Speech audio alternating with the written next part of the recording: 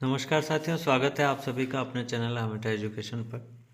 साथियों, आज के इस वीडियो में कक्षा 8 में किस प्रकार से शतरंज की गणना करनी है, सीसीई संचालित विद्यालय और RKSMB के जिन विद्यालयों में आयोजित हुआ है उन विद्यालयों में शतरंज की गणना किस प्रकार करनी है, आज के इस वीडियो में हम समझेंगे।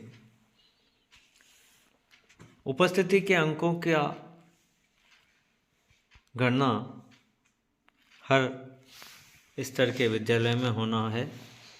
15% अंकों की गणना उनके प्राप्तांकों के आधार पर और 5% उपस्थिति के आधार पर गणना करके कुल 20 में से 17 अंक देने हैं। शतरंज उपस्थिति के किस प्रकार से कैलकुलेट करने हैं, ये हमने कक्षा 5 के शतरंज की गणना वाले वीडियो में भी समझा था। एक बार हम उसे पुनः समझ लेते हैं। 65% से 75% तक उपस्थिति प्राप्त करते हैं उन विद्यार्थियों को 3 अंक देना है। जो विद्यार्थी 76% से 85% तक उपस्थिति अर्जित करते हैं उन्हें 4 अंक, और 86% से 100% तक उपस्थित रहने वाले विद्यार्थियों को 5 अंक देने हैं। इस प्रकार से उपस्थिति की गणना करनी है। जिन विद्यालयों में RKSMB के आयोजित हो रहे हैं उन विद्यालयों में शतरंज की गणना अलग प्रकार से होगी, और जिन विद्यालयों में RKSMB के आयोजित नहीं हो रहे हैं उनमें अलग प्रकार से गणना होगी। यहाँ हम जिन विद्यालयों में RKSMB के आकलन नहीं हुआ है उन विद्यालयों में किस प्रकार से शतरंज की गणना करनी है वो प्रपत्र 2A के अनुरूप होगा, जिसके अंतर्गत बच्चों को SA1 और SA2 के आधार पर 10 अंक, पोर्टफोलियो की स्थिति के आधार पर 10 अंक, चेकलिस्ट अंकन पर 10 अंक, अवलोकन एवं मौखिक गतिविधियों पर 10 अंक, नियमितता एवं संबद्धता पर 10 अंक, वर्तनी उच्चारण एवं सुलेख सुधार पर 10 अंक, व्यक्तिगत गुणों और अभिवृत्तियों के 10 अंक, स्वास्थ्य एवं शिक्षा स्वच्छता पर 10 अंक, नो बैग डे की गतिविधियों के 10 अंक। इस प्रकार से सर्वयोग 100 होता है, उसमें से जो प्राप्तांक मिलते हैं छात्र को उनका 15% निकाल कर हम यहाँ लिखेंगे। उसके बाद उपस्थिति की जो हमने गणना देखी है उस गणना के आधार पर छात्र के प्राप्त 5 में से अंक को लिखते हुए कुल योग 20 में से प्राप्तांक निकालेंगे।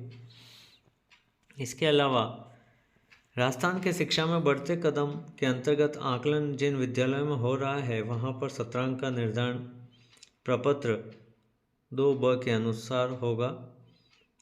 इसमें RKSMB के 1 और RKSMB के 2, RKSMB के 1 के 15 अंक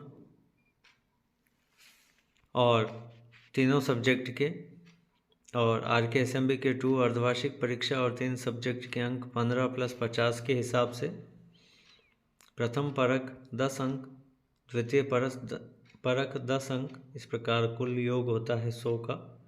इनमें से 15% निकालना है। प्राप्तांकों का 15% निकाल कर उपस्थिति की गणना जो हमने पूर्व में देखी है उसी के अनुरूप उसे जोड़ते हुए कुल 17 अंक 20 में से निकालने हैं।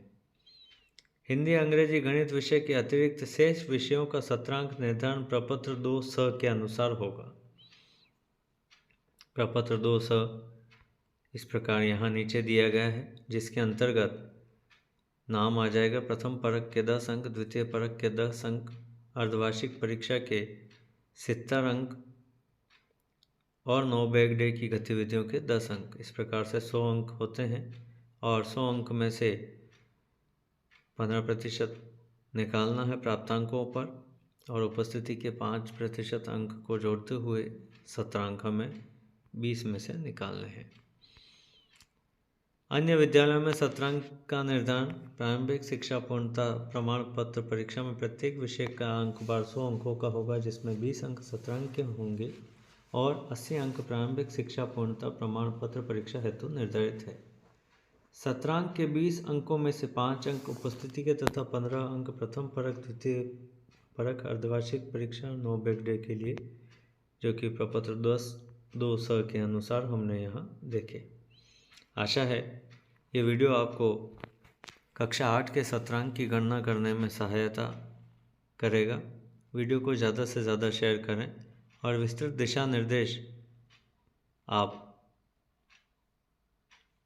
PDF डाउनलोड करके देख सकते हैं। धन्यवाद।